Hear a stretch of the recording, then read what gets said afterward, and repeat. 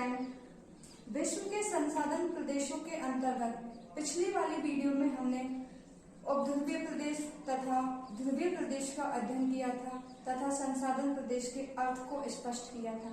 और आज हम विश्व के संसाधन प्रदेशों में आंग्ल अमेरिकी प्रदेश तथा शीतोष्ण यूरोपीय प्रदेश का अध्ययन करेंगे।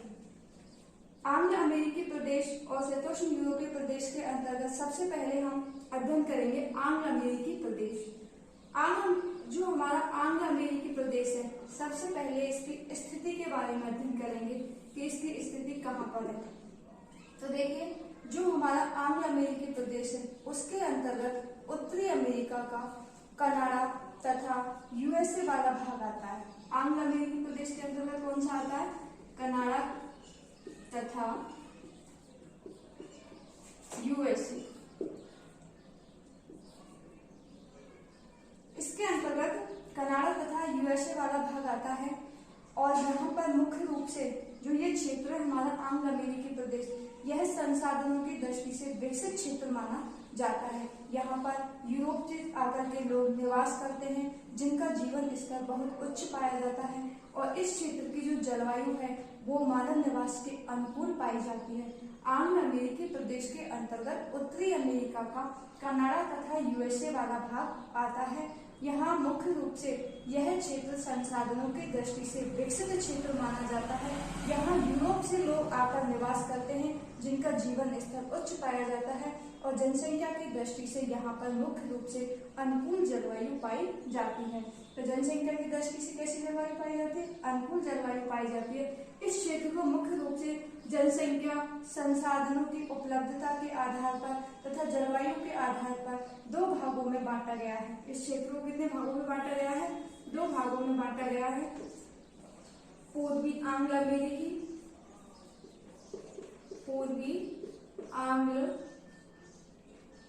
अमेरिकी प्रदेश तथा इसका जो दूसरा भाग है वो है पश्चिमी आंग्ल अमेरिकी प्रदेश। इन दोनों को जनसंख्या, संसाधनों की उपलब्धता तथा जलवायु के आधार पर दो भागों में बांटा है, पूर्वी आंग्ल अमेरिकी प्रदेश तथा पश्चिमी आंग्ल अमेरिकी प्रदेश। अब हमने सबसे पहले तो आंग्ल अमेरिकी प्रदेश की स्थिति के बारे में अध्ययन कर लिया कि आंग्ल अमेरिकी प्रदेश के अंतर्गत कौन सा क्षेत्र आता है, तो वो कनाडा और यूएसए वाला क्षेत्र आता है। इस क्षेत्र को भी हमने जलवायु, संसाधनों की उपलब्धता तथा जनसंख्या के रहने योग्य क्षेत्रों के आधार पर दो भागों में डिवाइड कर दिया, पूर्वी आंग्ल अमेरिकी प्रदेश तथा पश्चिमी आंग्ल अमेरिकी प्रदेश। अब हम अध्ययन करेंगे पूर्वी आंग्ल अमेरिकी प्रदेश। पूर्वी आंग्ल अमेरिकी यानी किसी भी क्षेत्र के संसाधनों के बारे में अध्ययन करने के लिए हमें वहाँ के भौगोलिक वातावरण का अध्ययन करना पड़ता है, मानवीय वातावरण का अध्ययन करना पड़ता है तथा वहाँ पर कौन कौन से संसाधन पाए जाते हैं, इन सभी बातों का हम अध्ययन करते हैं। तो सबसे पहले हम अध्ययन करेंगे यहाँ के भौगोलिक वातावरण का।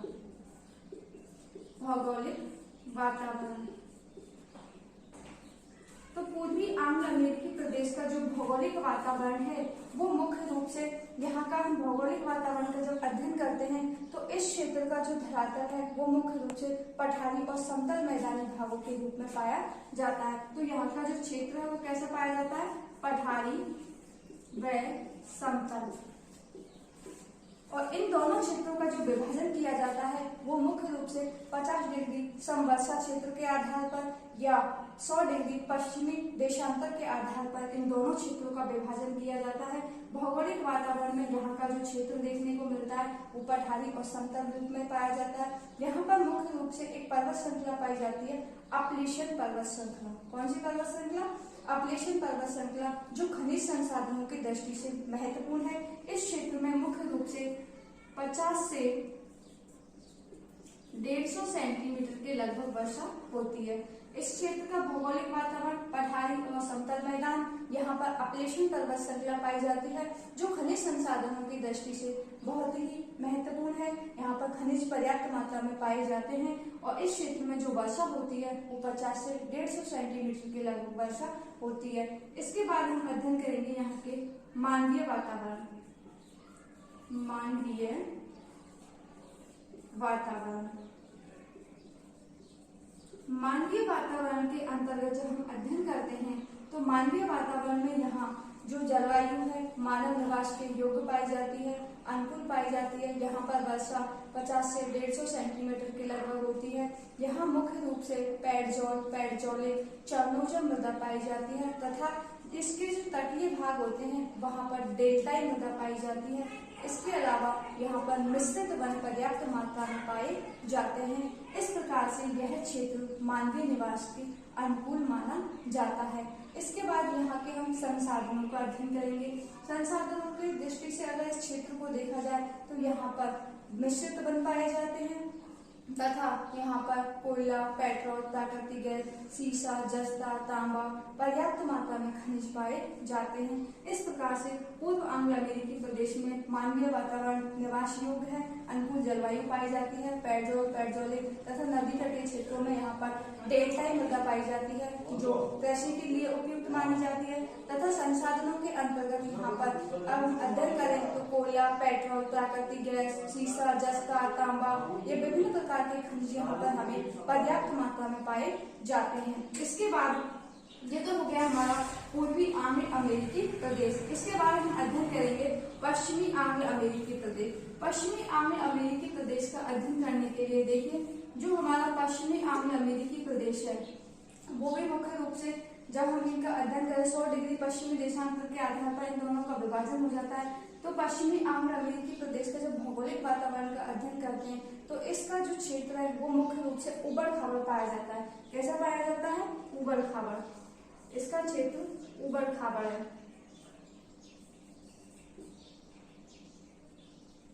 उबड़ खाबड़ यहाँ का उबड़ खाबड़ क्षेत्र तथा यहाँ के जो पश्चिमीवर्ती भाग है वहाँ तो पर्याप्त वर्षा होती है तथा अन्य भागों में वर्षा बहुत कम मात्रा में होती है।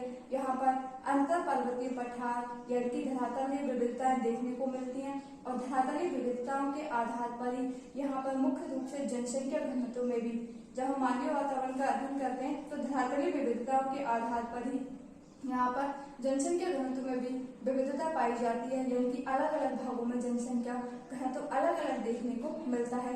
और इसका दक्षिणी जो पश्चिम भाग है वो मुख्य रूप से मरुस्थलीय क्षेत्र के रूप में पाया जाता है। यहाँ पर उबड़ खाबड़ धरातल पाया जाता है। इस प्रकार से पूर्वी एंग्लो अमेरिकी प्रदेश है वो मुख्य रूप से यहाँ पर खनिजों के रूप में भी जब हम अध्ययन करते हैं तो कोयला और पेट्रोल का अभाव पाया जाता है जबकि इसके अलावा सीसा, जस्ता, तांबा, सोना, चांदी के पर्याप्त भंडार पाए जाते हैं। इस प्रकार से हम एंग्लो अमेरिकी प्रदेश को दो भागों में डिवाइड करते हैं, पूर्वी एंग्लो अमेरिकी प्रदेश, पश्चिमी एंग्लो अमेरिकी प्रदेश। पूर्वी एंग्लो अमेरिकी प्रदेश है वो जनसंख्या की दृष्टि से महत्वपूर्ण है, अनुकूल जलवायु पाई जाती है, खनिजों के पर्याप्त भंडार पाए जाते हैं और कृषि की दृष्टि से भी महत्वपूर्ण है। इसके अलावा जो पश्चिमी एंग्लो अमेरिकी प्रदेश है यह उबड़ खाबड़ है। यहाँ पर धरातलीय विविधताओं के साथ साथ जनसंख्या में भी विविधताएं देखने को मिलती हैं और यहाँ पर खनिजों के रूप में सीसा, जस्ता, सोना, चांदी, तांबा के भंडार पाए जाते हैं तथा कोयला और पेट्रोल का अभाव पाया जाता है। इस प्रकार से हम एंग्लो अमेरिकी प्रदेश का अध्ययन करते हैं। तो इसका जो हम डायग्राम के जो मैप के माध्यम से समझेंगे तो देखिए इस प्रकार से इस प्रदेश का विस्तार है। ये हमारा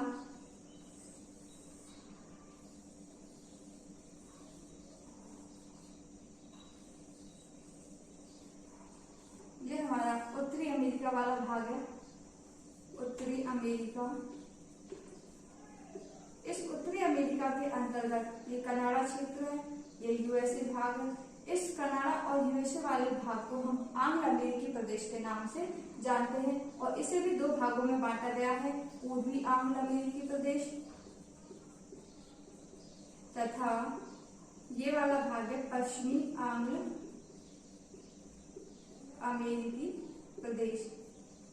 जो पूर्वी एंग्लो अमेरिकी प्रदेश है यह मुख्य रूप से यहाँ पर अपलेशियन पर्वत श्रृंखला पाई जाती है, खनिजों की दृष्टि से महत्वपूर्ण है और यहाँ पर मानव निवास के योग्य अनुकूल जलवायु पाई जाती है तथा पश्चिमी एंग्लो अमेरिकी प्रदेश का जो क्षेत्र है यह मुख्य रूप से पर्वत पठारी भाग पाया जाता है और यहाँ पर मुख्य रूप से जो ये धरातल है उबड़ खाबड़ पाया जाता है और जनसंख्या में भी यहाँ पर विविधता देखने को मिलती है। इस प्रकार की डायरेक्शन है हमारी एंग्लो अमेरिकी प्रदेश की। इसके बाद अब हम अध्ययन करेंगे दूसरा हमारा संसाधन प्रदेश है वो है हमारा यूरोप शीतोष्ण यूरोपीय प्रदेश। शीतोष्ण यूरोपीय प्रदेश का जब हम अध्ययन करते हैं तो शीतोष्ण यूरोपीय प्रदेश की सबसे पहले हम स्थिति का अध्ययन करते हैं। यहाँ पर मुख्य रूप से जो हमारा टैगा प्रदेश, जो उपद्वीपीय क्षेत्र जिसे हम टैगा प्रदेश के नाम से जानते हैं, यह उसके दक्षिण में स्थित क्षेत्र है जिसे हम शीतोष्ण यूरोपीय प्रदेश के नाम से जानते हैं। तो शीतोष्ण यूरोपीय प्रदेश टैगा प्रदेश के दक्षिण में स्थित क्षेत्र है जिसे हम शीतोष्ण यूरोपीय प्रदेश के नाम से जानते हैं। यहाँ पर मुख्य रूप से आर्द्र जलवायु पाई जाती है, तापमान समान पाया जाता है और यहाँ पर मानव के निवास के अनुकूल जलवायु पाई जाती है। तो शीतोष्ण यूरोपीय प्रदेश के अंतर्गत मानव निवास योग्य अनुकूल जलवायु पाई जाती है और इस क्षेत्र में मुख्य रूप से यह जो हमारा क्षेत्र संसाधनों की दृष्टि से विकसित क्षेत्र माना जाता है। यहाँ पर उन्नत कृषि तथा औद्योगिकरण, व्यवसायीकरण का तीव्र गति से विकास हुआ है। उन्नत कृषि, औद्योगिकरण, तकनीकीकरण तथा व्यावसायिकीकरण का यहाँ पर तीव्र गति से विकास हुआ है। इस क्षेत्र को हम संसाधनों की उपलब्धता के शीतोष्ण यूरोपीय प्रदेश को 4 भागों में बांटा जाता है। पहला है पश्चिमी यूरोपीय प्रदेश, दूसरा है मध्य यूरोपीय प्रदेश, तीसरा है यूरोपीय रूस प्रदेश, चौथा है भूमध्य सागरीय प्रदेश। सबसे पहले हम अध्ययन करेंगे पश्चिमी यूरोपीय प्रदेश।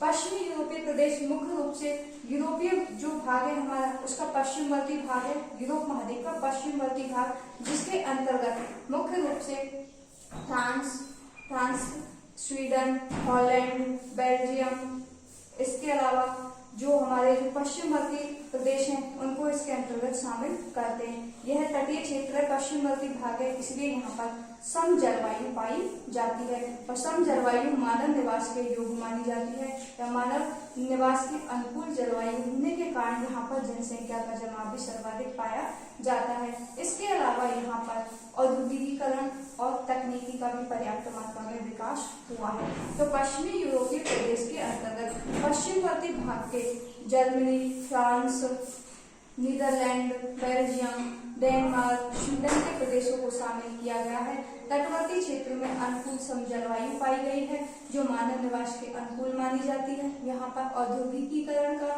व्यावसायिकीकरण का, तकनीकीकरण का तीव्र मात्रा में विकास हुआ है। इसके बाद दूसरा है हमारा मध्य यूरोपीय प्रदेश। मध्य यूरोपीय प्रदेश के अंतर्गत यूरोप महाद्वीप का जो मध्यवर्ती भाग, जर्मनी वाला क्षेत्र है, वो आता है। यहाँ पर भी मुख्य रूप से जो जलवायु पाई जाती है वो ये संक्रमण क्षेत्र है। यहाँ पर महाद्वीपीय और महासागरीय दोनों प्रकार की जलवायु पाई जाती है। तो मध्य यूरोपीय प्रदेश कैसा क्षेत्र है? एक संक्रमण क्षेत्र है। यहाँ पर महाद्वीपीय और महासागरीय दोनों प्रकार की जलवायु पाई जाती है तथा खनिज संसाधनों की दृष्टि से भी यह क्षेत्र महत्वपूर्ण माना जाता है। यहाँ पर सीसा, जस्ता, तांबा, कोयला, पेट्रोल, प्राकृतिक गैस आदि के पर्याप्त भंडार पाए गए हैं। इसके बाद तीसरा है हमारा यूरोपीय रूस प्रदेश। यूरोपीय रूस प्रदेश के अंतर्गत जो हमारा यूरोपीय भाग है उसका पश्चिमी साइबेरिया वाला क्षेत्र रूस वाला भाग आता है। जो यूरोप का रूस के अंतर्गत जो भाग आता है उसे हम यूरोपीय रूस प्रदेश के नाम से जानते हैं। यहाँ पर मुख्य रूप से महाद्वीपीय जलवायु पाई जाती है। कौन सी जलवायु पाई जाती है? महाद्वीपीय जलवायु पाई जाती है। इसके अलावा यह क्षेत्र समतल मैदानी भाग है। यहाँ पर चरनोजम मृदा पाई जाती है। इसके अलावा यहाँ पर मिश्रित पतझड़ वन भी पाए जाते हैं। खनिजों की दृष्टि से सीसा, जस्ता ऐसे खनिज भी पाए गए हैं। इसके बाद में चौथा है हमारा भूमध्य सागरीय प्रदेश। भूमध्य सागरीय प्रदेश यह मुख्य रूप से यूरोप महाद्वीप के दक्षिणवर्ती भाग में जो हमारा भूमध्य सागर है, यूरोप महाद्वीप के दक्षिणी भाग में भूमध्य सागर के आसपास तटवर्ती क्षेत्रों में तटवर्ती क्षेत्रों तक यह प्रदेश फैला हुआ है। यहाँ पर भूमध्य सागरीय जलवायु पाई जाती है और इसके जो ये जलवायु क्षेत्र है यहाँ पर मुख्य रूप से जो फलों की प्रधानता पाई जाती है वो खट्टे फलों की प्रधानता पाई जाती है। यहाँ पर खट्टे फलों की खेती होती है जिसके अंतर्गत खट्टे फलों में अंगूर, अंजीर, जैतून आदि के फल उत्पादित किए जाते हैं। इस प्रकार से शीतोष्ण यूरोपीय प्रदेश को हम 4 भागों में बांटते हैं, जलवायु के आधार पर भी और प्रदेशों के खनिज संसाधनों की उपलब्धता और जनसंख्या के आधार पर। यहाँ इसे पश्चिमी यूरोपीय प्रदेश, दूसरा मध्य यूरोपीय प्रदेश, तीसरा यूरोपीय रूस प्रदेश, चौथा भूमध्य सागरीय प्रदेश। पश्चिमवर्ती भाग जो पश्चिमी क्षेत्र वाला भाग है हमारा यूरोप का, मध्य यूरोप वाला भाग यहाँ का महाद्वीप महासागर दोनों प्रकार की जलवायु पाई जाती है। संक्रमण क्षेत्र है, यूरोपीय रूस वाला क्षेत्र समतल भाग है, चरमोदर मृदा पाई जाती है, मिश्रित वन पाए जाते हैं, कृषि की दृष्टि से भी महत्वपूर्ण है। इसके अलावा भूमध्य सागरीय प्रदेश जो भूमध्य सागर के आसपास तटवर्ती क्षेत्रों में फैला हुआ है, यहाँ पर खट्टे फलों की प्रधानता पाई जाती है। इस प्रकार से हमने आज की वीडियो के अंतर्गत शीतोष्ण, यूरोपीय प्रदेश तथा आंग्ल अमेरिकी प्रदेश को कवर किया।